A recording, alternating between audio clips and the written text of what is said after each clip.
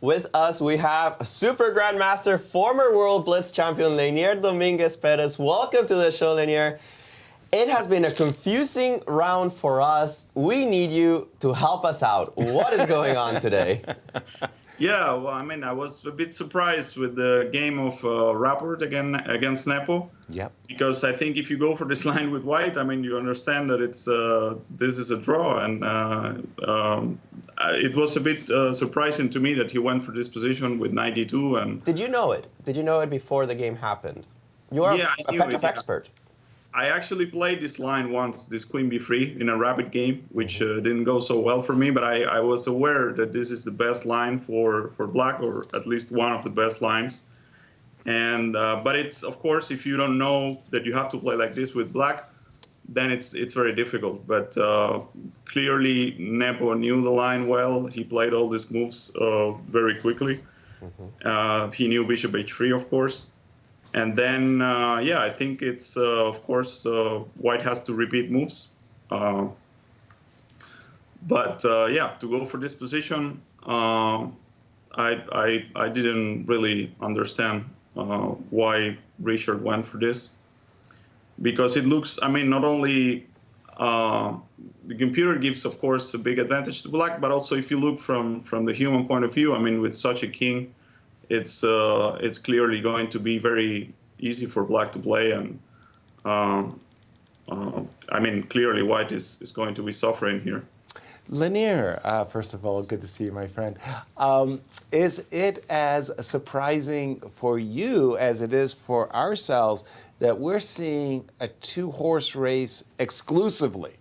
Everybody else is very, very, very slowly drifting away. And it's all about the Nepo and Fabi show. Surprising for you that Dinglerin, Ali Reza Firouzja, a number of other players haven't won a single game? Yeah, a bit. I mean, I was thinking before the tournament that Fabiano and Ding are the favorites. I was actually thinking that Ding might do well because he's been very consistent the last few years, and he didn't have a great tournament, the last candidates, but I thought that maybe this is the one where he's going to play well, and he certainly has the level to win the tournament. So, and Fabiano, of course, is very experienced. He's very, very strong. So I thought that those two players are going to be the main favorites, which is not like a super revelation or something, but. But I think, yeah, from the rest, I kind of knew that Nepo. I mean, from the rest, if I had to pick one to let's say win the tournaments, I thought that Nepo could be maybe one of them, because first of all, already he won once, which shows that he has what it takes to win this tournament, and he's, you know, when he's in shape and things are going well for him, he plays very quickly. He can beat anyone easily, and he can win tournaments. So not really surprising for me, but I think what we have seen in the candidates traditionally is that the second half of the brings some surprises normally. So players who are, let's say, on the lower part of the table start to win some games against the people who are at the top, and then the tournament becomes more interesting. So let's hope that there are still some excitement. Leinier, good to see you, my friend. First of all, what do you feel separates these two players right now, Jan and Fabiano, from the rest of the pack? Well, I think Nepo clearly is in good shape. And as I was saying, I feel that when he's in good shape, when things are going his way, he can just be very, very strong, as he showed already in the last candidate. So this seems to be one of his tournaments. So it's going to be hard to fight with him. But I think, yeah, obviously Fabiano, because also first of all he's scoring pretty well in the tournament. He seems to be playing well. He's super well prepared and very experienced. So, so far, I think those two obviously have been the most consistent, and they seem to be in shape. So the rest, yeah, they all seem to be a bit off shape. For example, Firusha is clearly not playing at his best level. And the same for example, Dudan Rapport. You see games like the one today, or I think Richard was also losing against Radjavov at some point, which shows that he's probably not in his best shape. It's a similar story, I think, with the rest of the players. It seems to be the consistency that you mentioned of these two players. Now, as we enter the second half of the event, the big question remains: how is Nepo going to play in the second half of the event? What is your prediction? Yeah, I think he'll continue to do well. I mean, he might lose some game, of course. It can happen to anyone there, but I think that, I mean, if I had to predict something, I would say that he will do well. So it will be tough to keep pace with him for Fabiano and other players who might get close. So let's see. Okay, before we let you go, a couple of things. First of all, give us your insights on the current position of Fabi and Timur, and then you got to tell us what's next on your schedule. I know you're going to the Olympiad, right? Fabi's just played the move Queen D3. How do you like the situation? Is extra pawn for white? Yeah, it doesn't look so easy, of course, because opposite color bishops, and black can hope for some simplification and some drawish endgame. But yeah, clearly white is calling the shots here. So, but winning percentages, do you see it as a 2-result game? I don't know. It seems to me that white should be, of course, the only player pushing here. But at the same time, it doesn't look so easy to me. It feels like black can just be fine if white doesn't play like super precise here. Super precise. If I go, I don't know, I can play knight b4. Knight to d4. B4, I think so. Knight to b4. Yeah, I apologize. Before you take on d8 and Check first, right? maybe queen g3. Yeah. Queen g3 check first.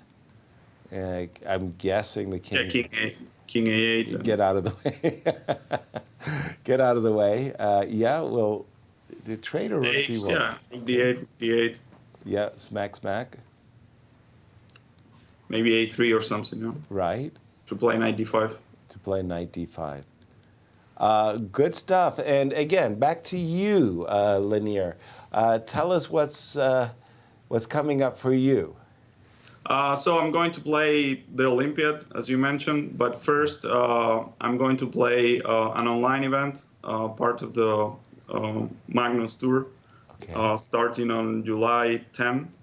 And then after that, I'll play the Grandmaster Tour in Zagreb, the Rapid and Blitz. And then I'll go from there to India to play the Olympiad. So I have 3 tournaments in a row now. Nice. So you've got a busy summer coming up. Now, Leinier, before we let you go, now talk to us about this decision of Ricci to continue the game at that point in which he got surprised in the opening. He knew that, but he spent an hour and decided to shy away from the repetition. Have you ever been in those type of situations, and what is usually your thought process? Yeah, I mean, I don't know. In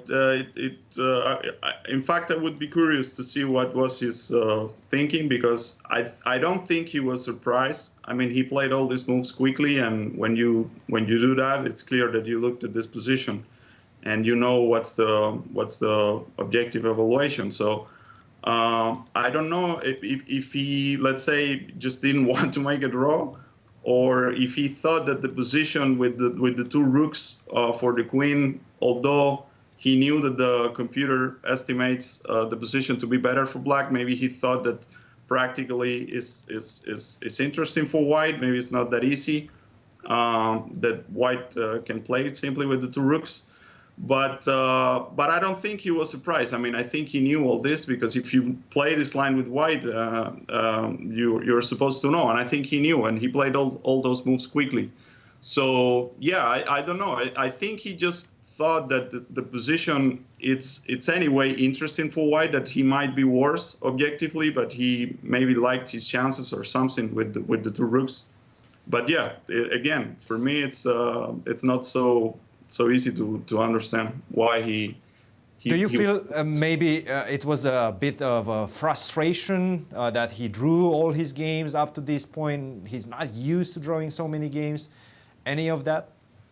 It could be, yeah, it could be, but again, if you feel the need to just play and not make a draw, then you might choose a different line, because if you choose this, it's clearly very concrete line, just move per move. Either you are better, or or you have to make a draw. So.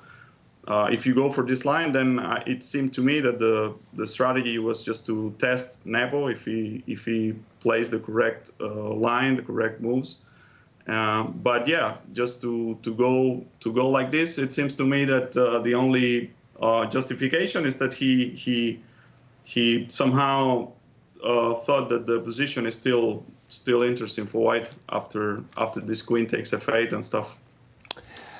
Leinier, we just want to say thank you so very much for taking time out of your day and joining us. It was a delight to have you on the show and get your insights.